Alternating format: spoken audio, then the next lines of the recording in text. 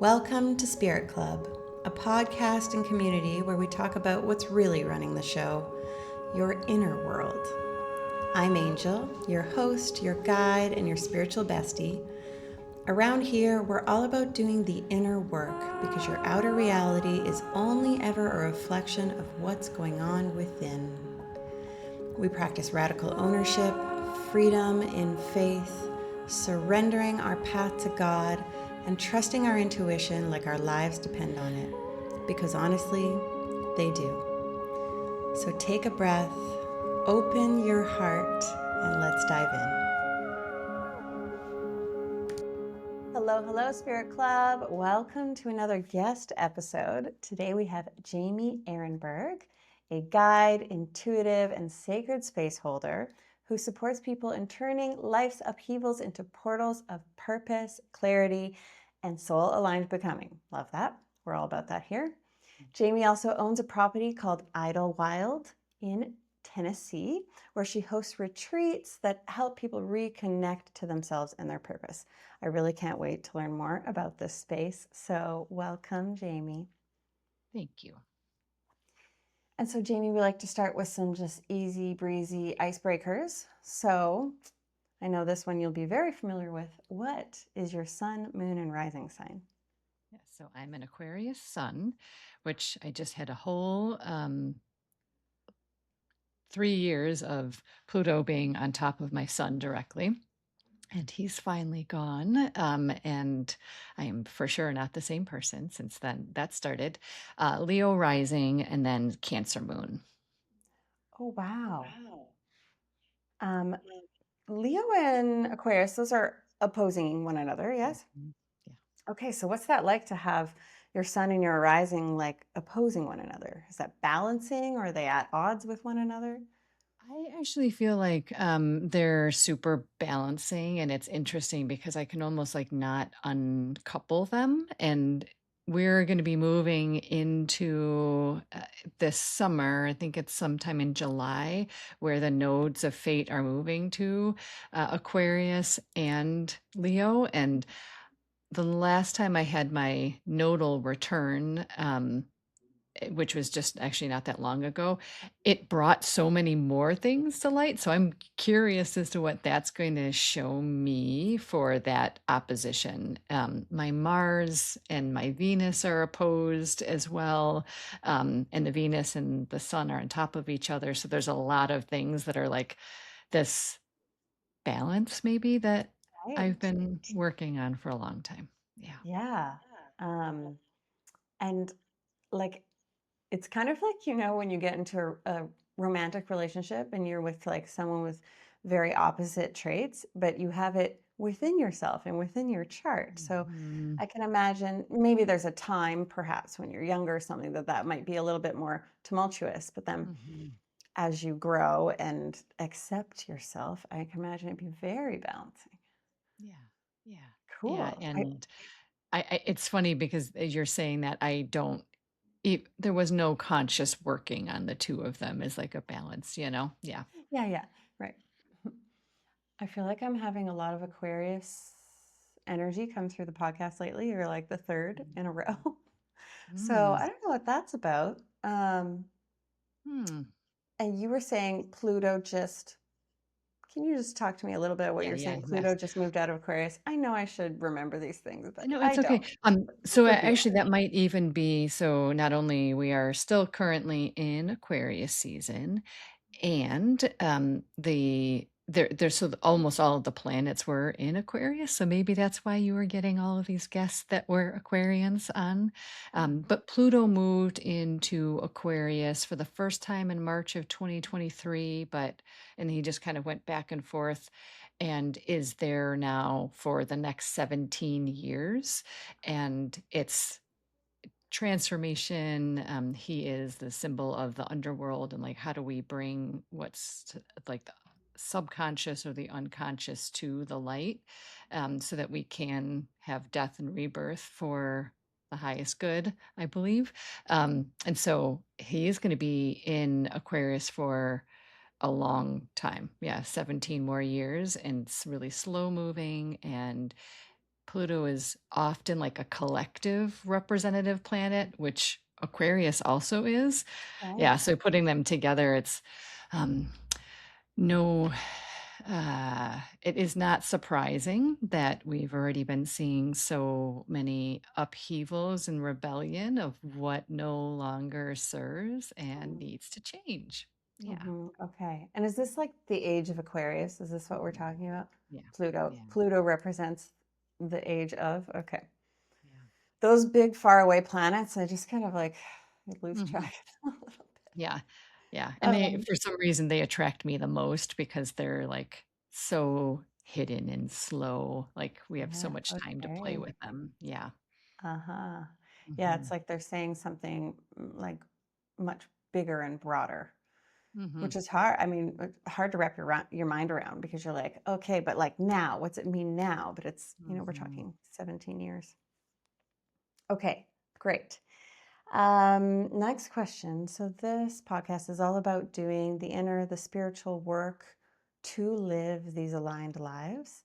So curious right now in your life, what sort of spiritual inner work is alive for you right now? Mm. The things that are the most alive to me right now.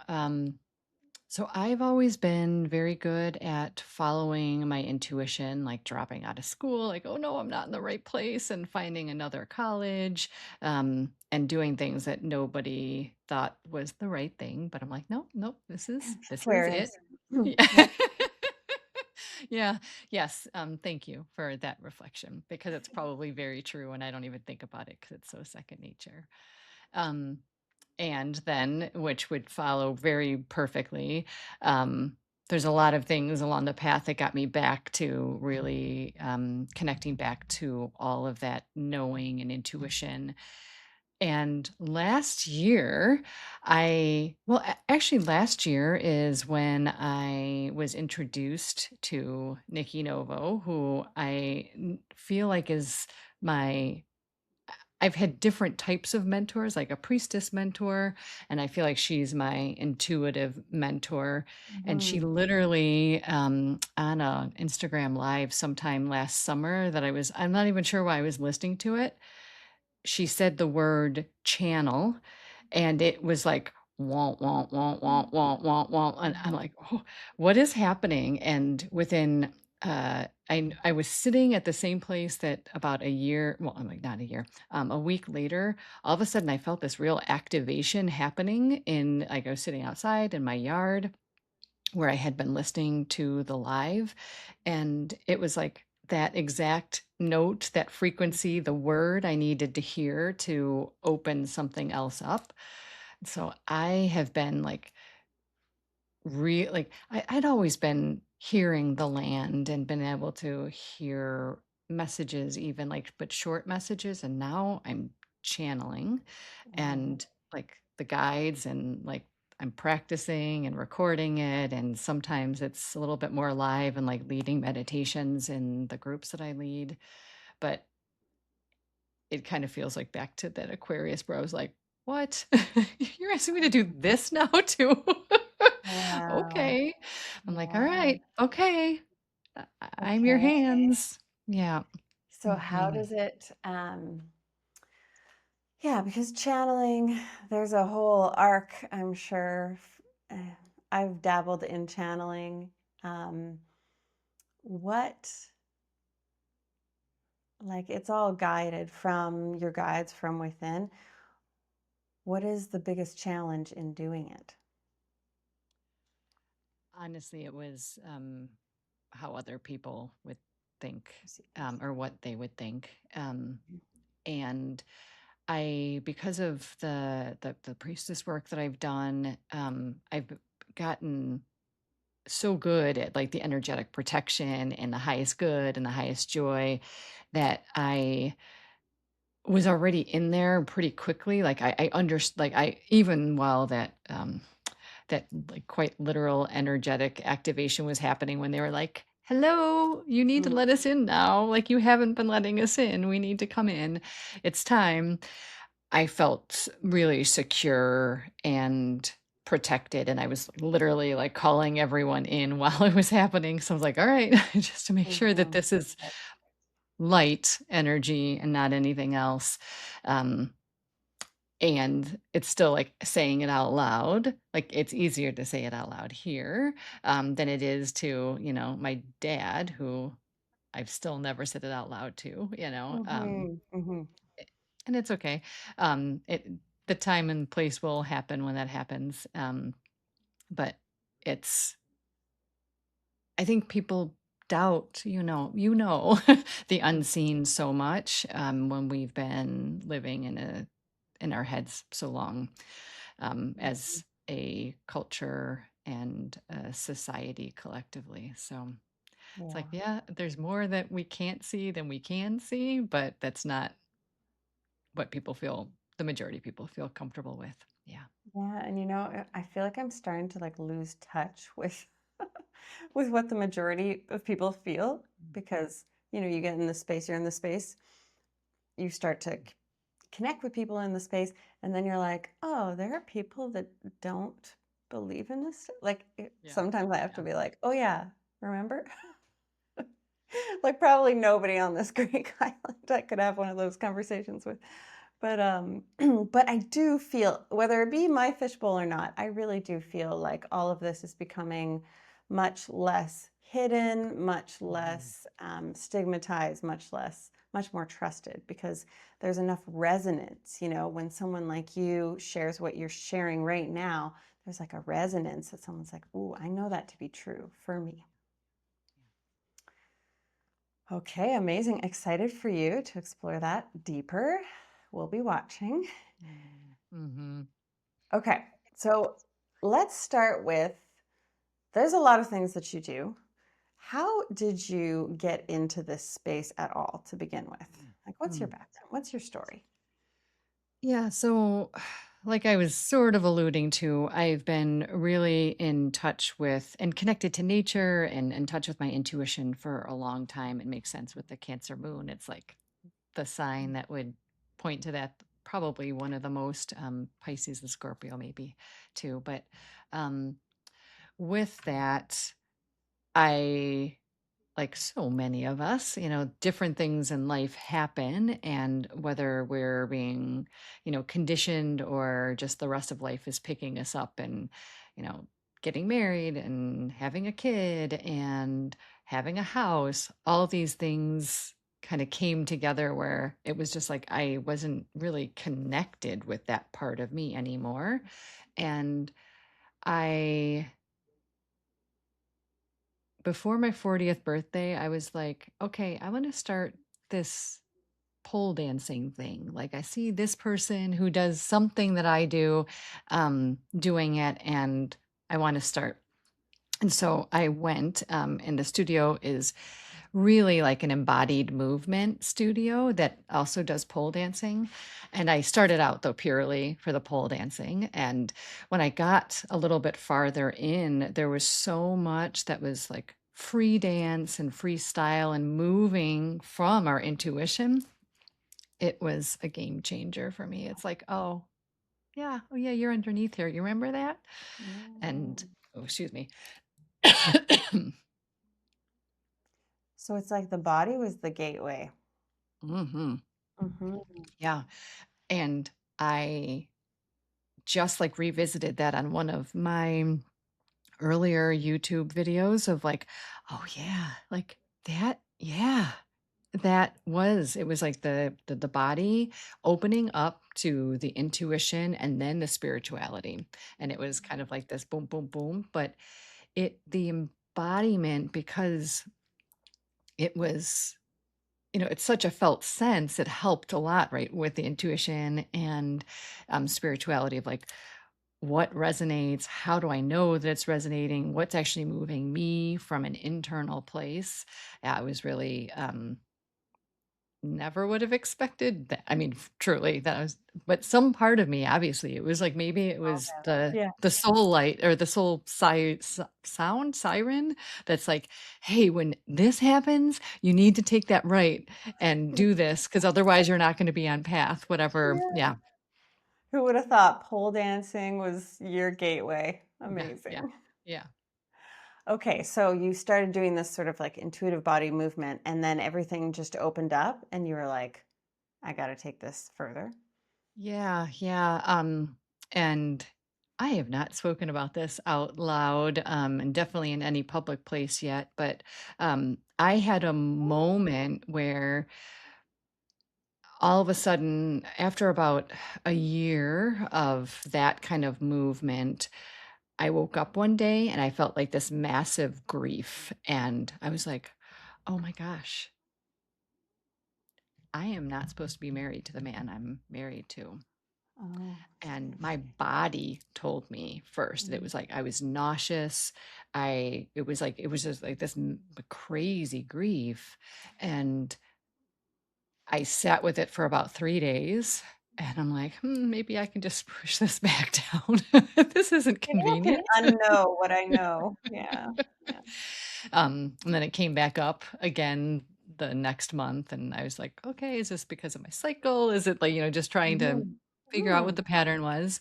And then it was like, nope, nope. My body is telling me what nothing else is hearing. So Mm. it's trying to tell me this right now. And that I would say was about the same time as I really started deepening into my spirituality. And yeah, yeah.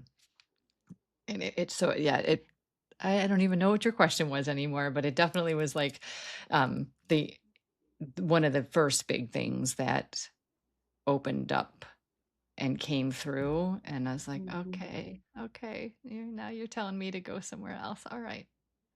And that's how it happens, like sometimes spirit is telling us to do something we really don't want to do, like our ego Mhm. doesn't want to do, but we so know it to be true.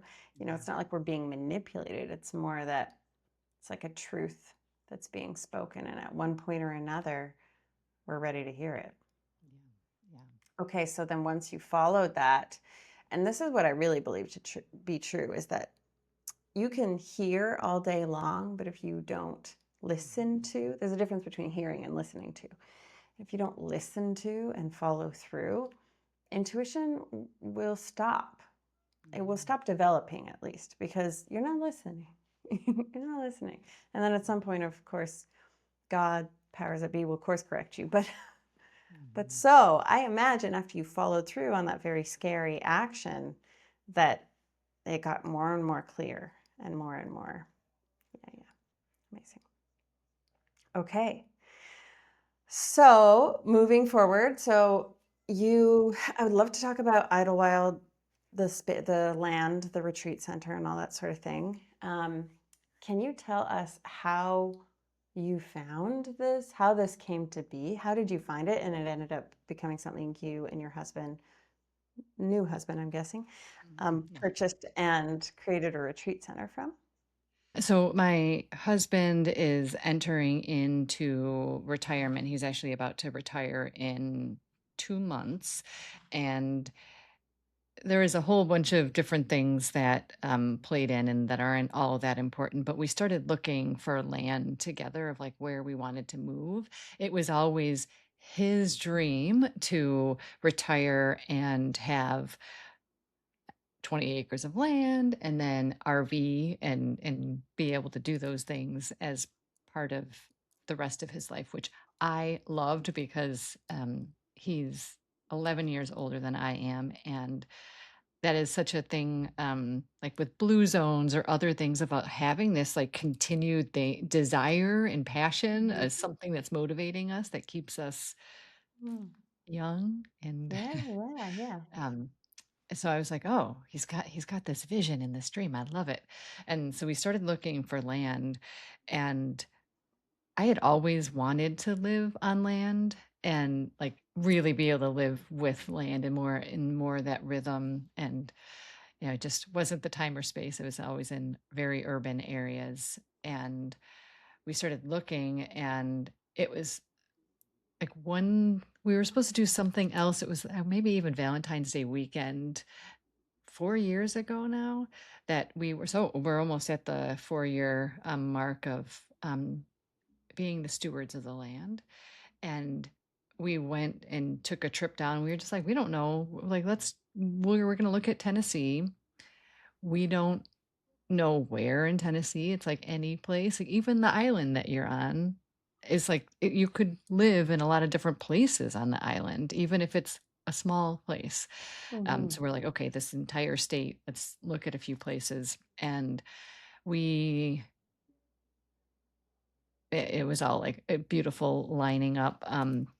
We looked at a couple of places and I was like, babe, you're not getting any younger. Like some of these are really, really steep. Like, Oh yeah. yes, it's going to be beautiful. And like none of us are getting any younger. Like, it's like we want to be able to use this and like live here and walk the land every day until till we can't anymore. And like, this is not quite right. And our realtor was like, this property just came back on the market. I know it's more space than you're looking for, but let's go look at that first or next. And so we did. And we were looking at it on the way. I'm like, wow, it actually has everything that my husband was looking for. It had running water and it had boulders and it had hills and some flat areas and woods where like literally I was like, I don't think this property that you're looking for exists because I'm like, I've been looking all over. And, then we get this property description put in front of us and we go to walk it with the realtor and we were not even walking together and my whole body was like, this is it. It was like the sensations just moving through it, the energy. When something's totally in alignment, like my sign is my eyes get teary. I know some people get Oh, goosebumps, but it's beautiful. teary eyes for me. And yeah, I was like, wow. And he was like, yeah, this is it. And we were like, okay, well, we didn't plan on purchasing anything, even this year maybe. We were just kind of trying to isolate where we were going to look, and he was like, I don't even want to do anything else. I just want to go back home and start whatever we need to do to like get the finances set up to be able to purchase it. And so we did.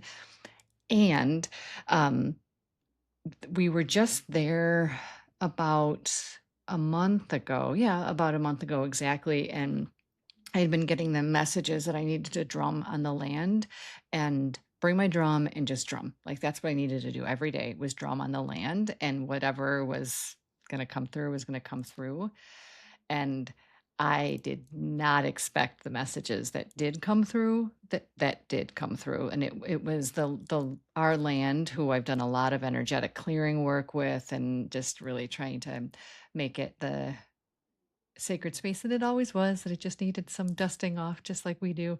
Um, it was telling me that it had been calling me Mm. my entire life. And it was Oh, like, I was calling you here because you have like the temple keeper is in your blood. You are meant to be a temple keeper, and we needed you to be here. And was crazy because I separately was went through priestess training for years, and right. it's like, yeah, no, we're the ones we started this. We're your priestess training. Get over here. Yeah. Oh, Yeah, wow. yeah. Okay. And so, this was 4 years ago that you guys Hmm. found this land, Hmm. and you don't live there today, correct? Correct. Yeah. Correct. Okay. So what made you guys decide to like, okay, we're not going to live there yet, or we're going to turn it into this retreat center, retreat space? I think everything kind of came in around the same time. It was like, oh, well, yeah, what are we going to do? This is 80 acres. You wanted 20. Like, yeah, yeah, a lot more than we had planned. Um, and we knew because of his retirement date and our daughters, our youngest, are both finishing finishing their junior years of high school. So we're like, we can't go anywhere yet. I see. And so it's like, okay, well, then we're just going to keep fueling this like manifestation of like our house and what else is going to be there. And he's a wonderful dreamer too. And so it's been really nice to like have to be co-creating something together. Yeah. Hmm. Yeah. Let's talk about And that. I feel like yeah. this is Yeah. not talked about enough, and Hmm. my partner and I have been doing a lot of it since getting engaged. And so okay, I'm going to side sweep to this like kind of co-creation, co-manifestation because I actually think it's overlooked a lot. Like Hmm. manifestation has become this like very independent act, Hmm. also co-creating with the universe, although I feel like a lot of the time a lot of manifestation practices are missing that part. But and also our partner who is like our life partner, of course, is going to be Hmm. manifesting the things that we're trying to manifest, whether we're aware of it or not. So, how do you bring awareness to that? How do you do that in a conscious way with your partner? Yeah.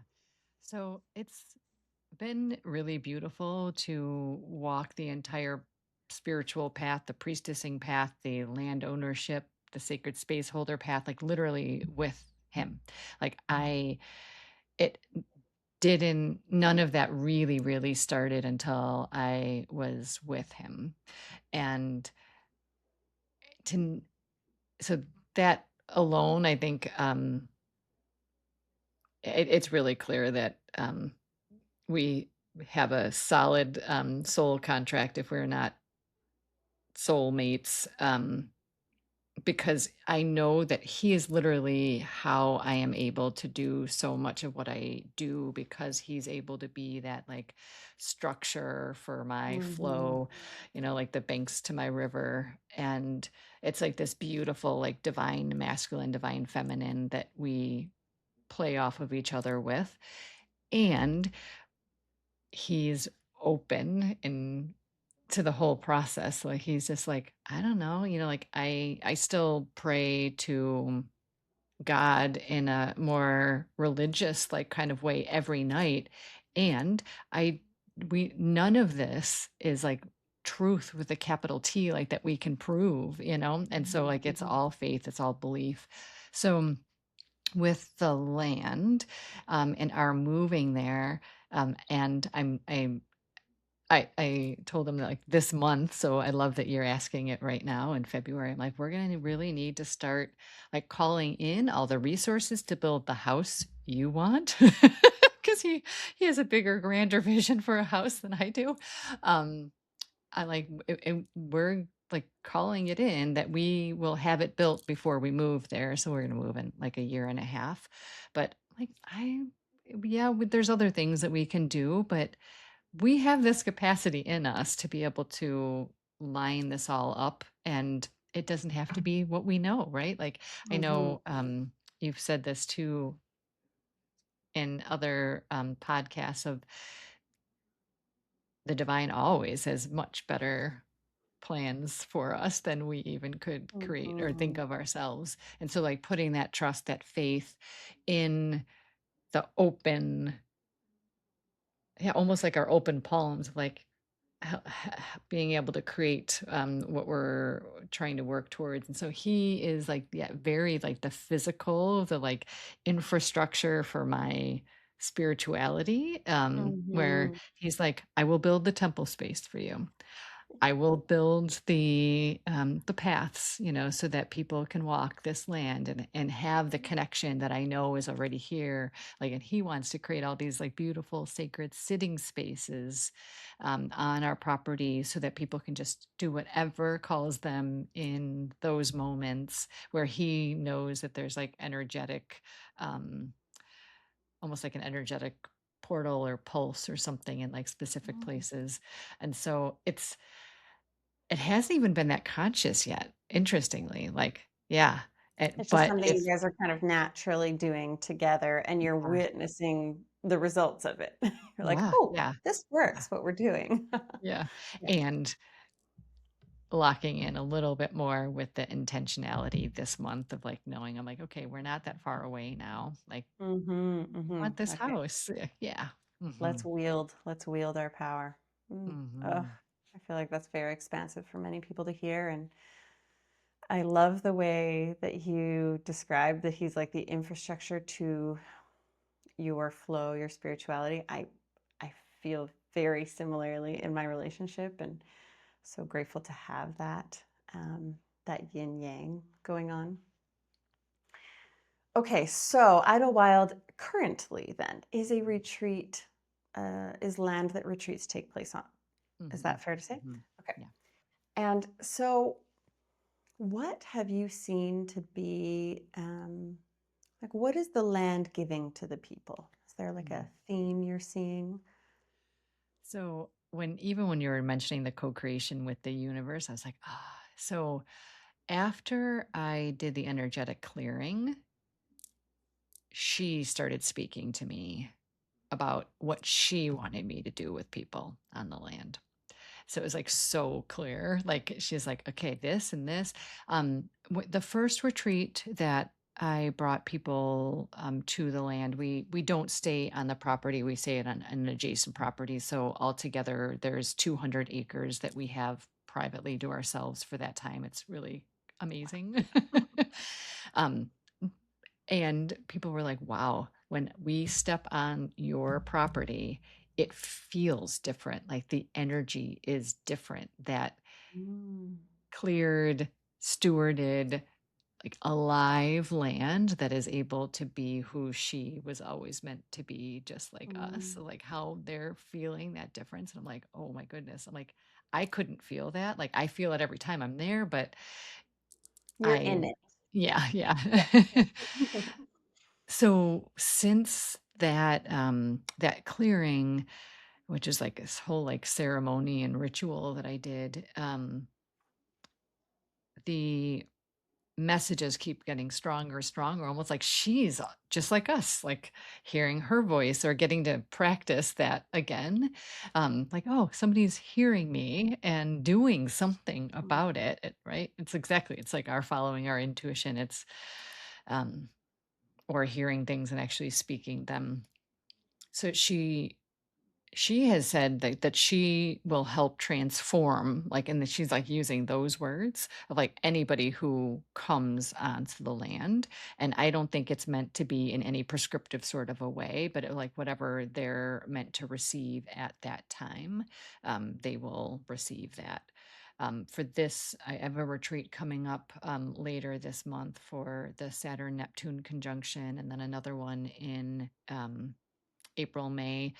And she's already been telling me in my channeling with her, even not on site, of like, this is what I need you to do. This is like, you're coming to prepare the temple grounds. Like, you need to sit in these spaces.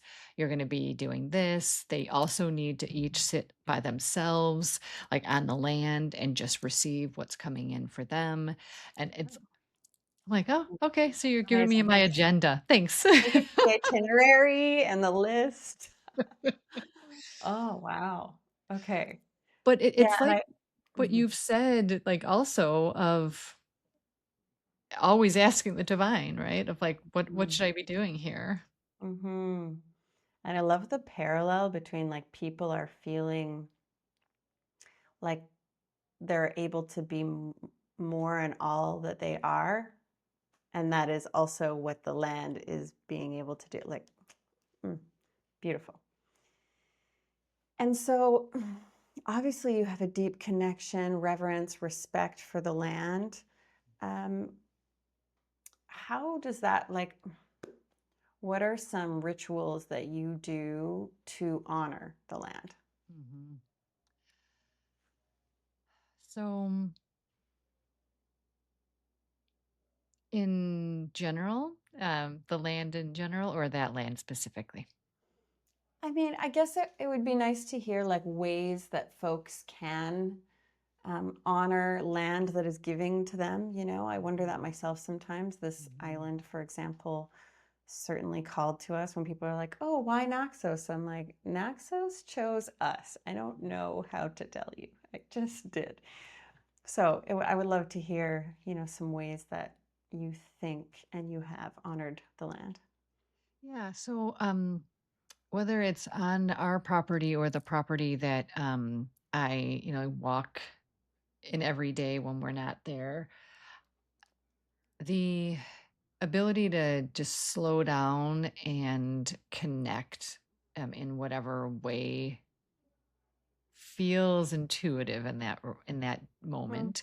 I do a lot of hugging of trees, to be honest. Right. Yeah, and it's so interesting because they say that actually like helps to release oxytocin and like it's like a co-regulation that's happening. But they have the trees when I'm hugging them or in different times have said like this helps us as much as we're helping you. Like it is this energy exchange.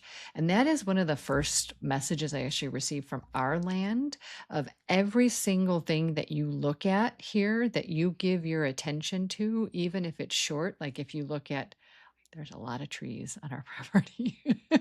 But if you're just looking at one for a moment, you're exchanging energy with it. And every time you're walking all over this land, you're exchanging your energy. And so it's like this mutual feeding Mm. of what, yeah, of both ways. It's like super reciprocal and where not that the land needs us, but it is nourished by us.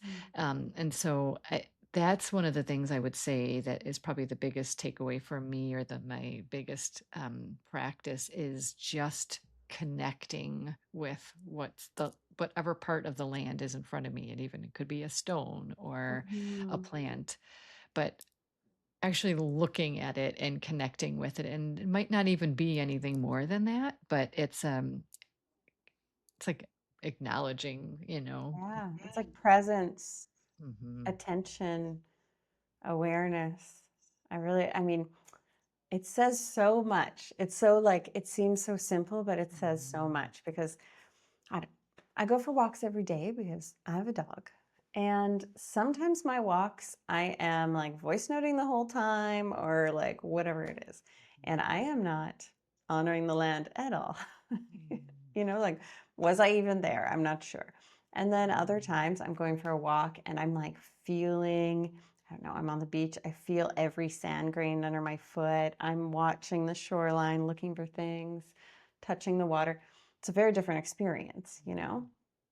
and one that is much more, feels much more in exchange in that Mhm. sort of reciprocal energy. So I love it a lot. Um, and with your retreat folks, is there any way in particular that you get them to like give back to the land? Yeah, so we usually plant something Oh, and do some kind of yeah, restoration work together. And it might not be anything massive, but if I have native plant seeds here, well, we'll disperse them together. And it is. Thank you for asking that, because it was like it felt like they are bringing their energy and also can, and they're getting a lot as well. And so to be able to have that kind of exchange of the physical infrastructure felt important. Yeah. mm-hmm. Amazing. Well, I don't even really know where Tennessee is, but this sounds, is this like middle? I'm sorry, Yeah. Canadian Yeah. Yeah. Melody. No, it's okay. Yeah. Are Yeah. we So talking it's, middle? Mhm. it would be considered the South. So Alabama and then is underneath it. And then the ocean, the Gulf is Oh, underneath yeah. that. So, Okay. Pretty south. Okay. yeah. Beautiful.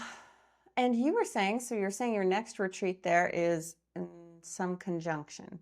Which Yeah. conjunction? The Saturn Neptune conjunction, which will be on February 20th. Oh, and why is this conjunction so important? Do tell, pray tell. Yeah. Yeah. So, why I can give a little bit of an overview of what the conjunction actually is, and then my own like Yes, oracle, what I think. all of that. Yeah. So, February 20th, Neptune and Saturn will be meeting at 0 degrees of Aries for the first time in 6,000 years. 6,000. which is pretty Oh, much the birth a big of deal. Western civilization. Okay. And 0 degrees Aries is the birth or creation point of the entire zodiac, right? It's the beginning. So, two planets that are Neptune is like is a dream, a vision. It is our spirituality and our faith. And then Saturn, which is form and structure, which could really seem like kind of oppositions, but together, and especially in a conjunction, which means that they're right on top of each other and it's supportive. So, like the best of both get to come together. It is, I think, really the birth of what's to come. And so when Like we a talked new about the age of world. Aquarius, this is like, this is it. Like, it's like this little moment where the spark is lit and everything else comes after that. And it took us a long time to get here, from 6,000 years ago. So it's not like it's an overnight thing. Of course. But especially because it's in Aries, what I believe for each one of us is if we make the time and space that day and maybe the next couple of days to truly let whatever is coming in come in, that we will get directives of what our individual roles or at least next steps are to creating this new world. Because Aries is all about our role as the individuals in doing that, not the old systems and relying on them. Yeah. Really, and really how changing the world does start with changing yourself. Starts with self, Yeah. as much as we think it's about going out there and doing, I mean, it has to start here. Okay, thank you for bringing that to my awareness. Not gonna lie, did not know about that one. So I did know Saturn was moving into Aries because it will be there for the next whatever. 3 years. What are those, 3 years? Yeah. Hmm. Um, okay. And does it matter, for people in their individual charts, does it matter like which house Aries is in or something like that? Should we allow that to play into it? So I think for anyone listening here, they're already following their intuition. I think being completely open to like what comes in would be good. And it might just be a step because we often know that it's not the whole picture, right? The whole path isn't clear. It's just like, nope, you have to go do this now. Here's this And next rock to stand on. Yeah. yeah. Um, but I don't think it would hurt to look what house 0 degrees Aries is in your chart. It might give you some pointers of things to look for. Yeah. Or not. Yeah. Okay. I mean, Mhm. I love that advice because I think ultimately it really is. Sometimes all these modalities, human design, astrology, all these things, they actually can cloud your intuition because there's the knowing. The knowing starts to weigh over the GN knowing of your heart. So, Mhm. okay. Thank you for that. Amazing. Okay, where else do I want to go? So many places. Um, let's just stick with astrology for another minute because there's that. There are some other big things happening this month in astrology, no? Well, Saturn's moving To Aries. into Aries. And we have eclipse season has officially like opened, so we'll have a new moon eclipse on the 17th as well. So there's a lot of things happening in a short amount of time. So Saturn moves into Aries the 13th. Then we have that eclipse, and then we have the conjunction with like, yeah, within a week of each other. Okay. Mhm. And that eclipse, what are the nodes of that eclipse? So this one is going to be an Aries, or Aquarius. So it is going to be our first taste of what the air Aquarius. Wow, I don't know Aries.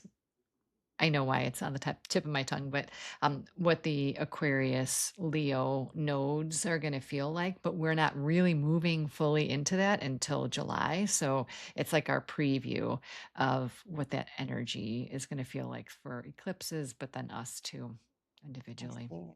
Okay. So it'll be a new moon in Aquarius? Aquarius. New Hmm. moon in Aquarius. Hmm. Okay. And right at the end of Aquarius. Yeah. we're about to get to Pisces season right after that. Okay. Okay, great. Buckle up, everyone. Starting the new world. Let's get our Yeah. intentions. Let's connect in and let's see how we are going to contribute to this new world because we are, all of us.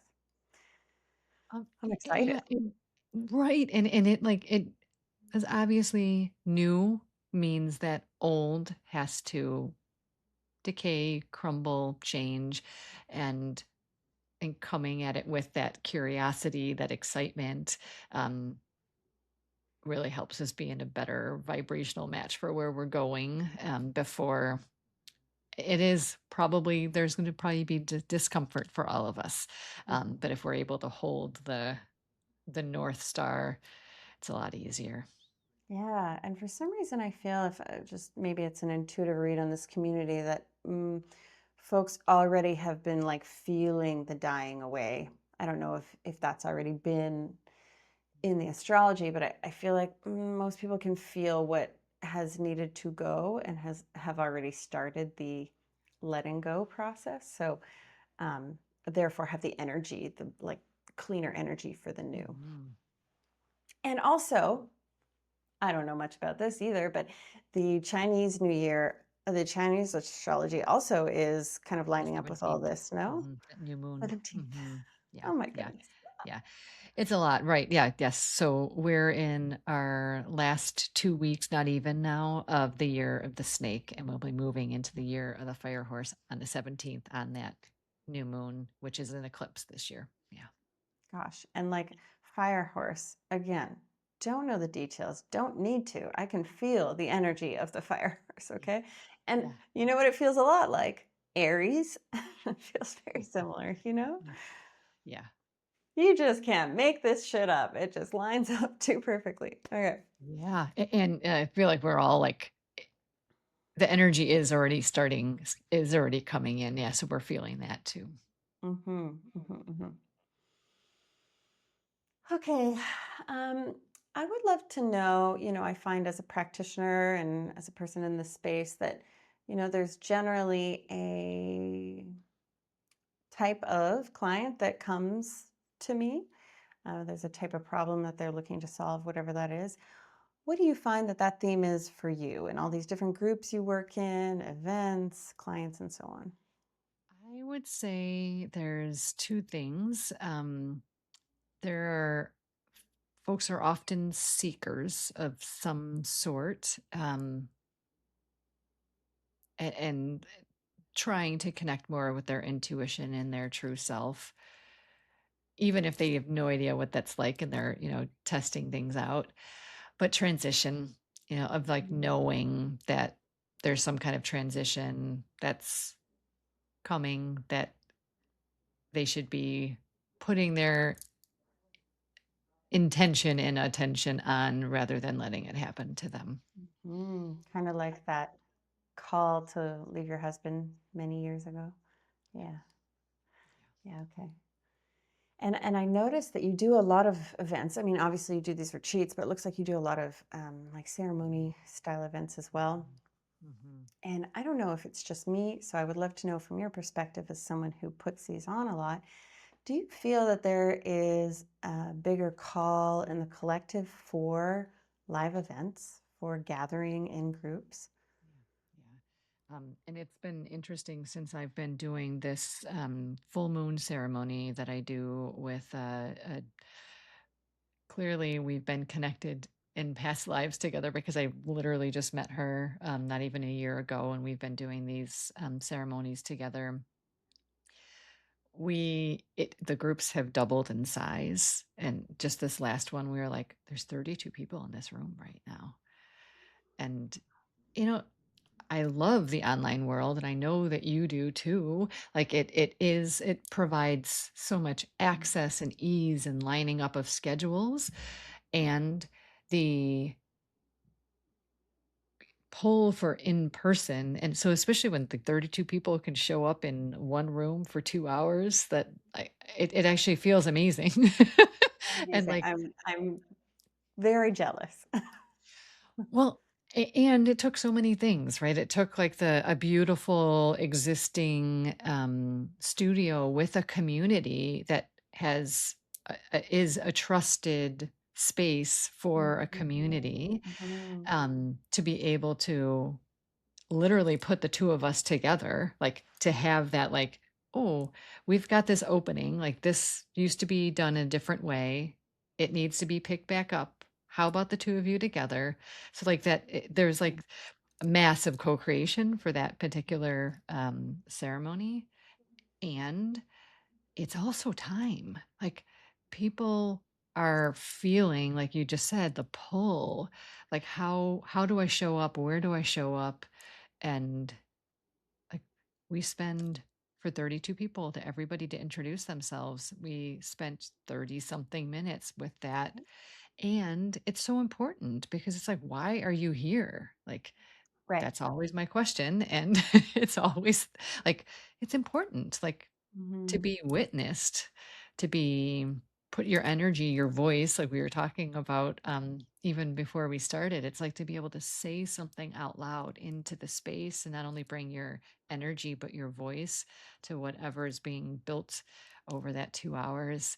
Um, and people don't even know, what necessarily that is something that's going to be asked of them They know on a, now. yeah, I'm like, on a, they've not been told, they might already know. Mhm. But yeah, it's really amazing what we all create together. Yeah. I really like, like you said, I'm very grateful for online, the possibility of online. Mhm. And I feel like in person is important and that I need to carve out time, it, time that will require me to travel because this island, it's less likely. It's possible that there will be some in-person stuff, but probably more in a retreat capacity than anything. Mhm. But I think that a lot of people are feeling that call, whether it be to feel less alone in their journey. I also feel like there's a call for ritual. Like most women I meet they just love ritual. We love it. We miss it. It's like our bones and our cells miss it. It used to be a part of what we did. And, most folks have left religion long behind, and therefore any ritual that they had was probably hidden within religion. So it's really important, that work that you're doing. And I'm glad that Illinois, is it that you live in Illinois? I'm Mhm. glad that Illinois has you. Thank you. And um, I would like to offer, Mm, um, so the drum. And why I'm even bringing it up is I am deep in this book that I can see out of the corner of my eye that's called When the Drummers Were Women. We were always the drummers. And so it's much more recent that we've moved away. And so mm, we were the priestesses. We were the ones like there are cave drawings from 40,000 BC that have women holding like frame drums, like the round drums that we can hold in our hands. And it wasn't, and I'm not even saying it as a throwing established religion under the bus. I don't mean it at all, because it's like one person deciding something can change the trajectory, right? Um, that women were always drumming and the priestesses, and then it shifted with specifically Catholicism, and then a couple of people specifically that were like, okay, no more drums, no more women, and I feel like I have experienced no matter what faith women are coming from, we're having more and more, not just spiritual people, but religious people coming to these full moon ceremonies as well. The cool. drum is something that, especially for women, is like literally in our bones. We don't need to learn how to play, we just know how to play. And if that's any offering for you, even on the island. Mm-hmm. Yeah, and this woman who wrote that book, she would do. She's deceased now, but she would drum with nuns, like groups of nuns. So it's like it, really curious of the Yeah. drum almost being able to be this like unifier. Hmm. Yeah. Yeah, it just like levels everything. I've never thought about it before until this moment you talking about it. So thank you so much. I'm going to sit with that and also look into this book. Um, but beautiful. Yes. And I can see how that would bring women into ceremony so quickly and connection, because there's like a vulnerability to it, but without having to. Mm-hmm. Mhm. Mm-hmm. Mm. Yeah. Wow. I have been just before my birthday, so on January 20th, all of a sudden I was like, I have this intention to just try to drum every day. Mm. And I have been, and it has been fascinating. A lot of people have been talking about in the spiritual world about heart meditations, and especially with what's going on in the world of like, how do we bring our heart energy in more? And I've been hearing people talk about that for like 6, 7 months, and I tried. Like there were like set times that people were meeting up, and I was like, wow, this is not working for me. Mm. And the drum is, and I'm like, okay, it's healing, right? It's the land healing, it's like people healing, it's all sorts of things like happening all together. So yeah, I'm smitten.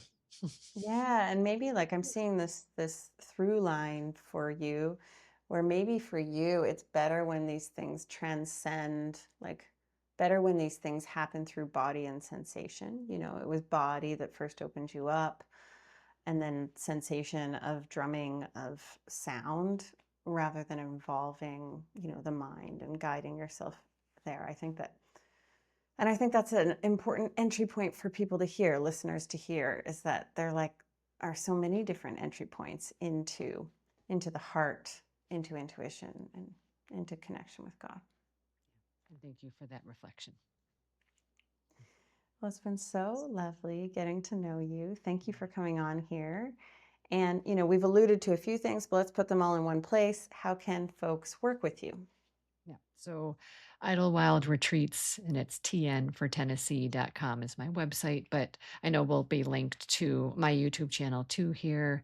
But yeah, I run an embodiment 6 week, 8 week program. I'm not sure why I just said it was six, program twice a year too, of really helping people to connect with all of those signals that are happening inside the body that are related to the nervous system and somatics, but every layer. So our our spirit, our energy, our physical, our mental, and emotional bodies, like all parts of it coming together.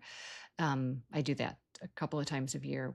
We're in one of the sessions right now, and I love it so much. It's such a service to anyone who joins, and it's vulnerable. So people saying yes, they're like, I'm ready. It's not something that you can half-heartedly enter into. But yeah, retreats and then in person, we've got a lot of options as well. So looking forward And the to. city that you live in Oh, is? I live right now in Chicago. So Beautiful. yeah. Hmm. Okay, so these ceremonies that you have, new moon, full moon, looks like these are happening in Chicago. Yeah. Yeah. Wonderful. You guys are lucky, Chicagoians. I don't know how you say that. Chicagans. I don't know. Yeah. My brother, here I am talking about how I don't know anywhere, but my brother now lives in Lafayette, Indiana, Indiana. Yeah. Yeah. which I now know where that is because I went to see him before I moved out here. So Yes. now I can place you. Okay, I got Yeah. it. Yeah. And Lafayette would be somewhere about middle, not quite middle, but in between our land and where I live right now. Oh, perfect. So I can direct him there. Beautiful. Okay. Well, Jamie, thank you so much. It was lovely getting to know you, to meet you, to be witness to your gifts. And Spirit Club, we'll see you again in a week. Thanks for joining.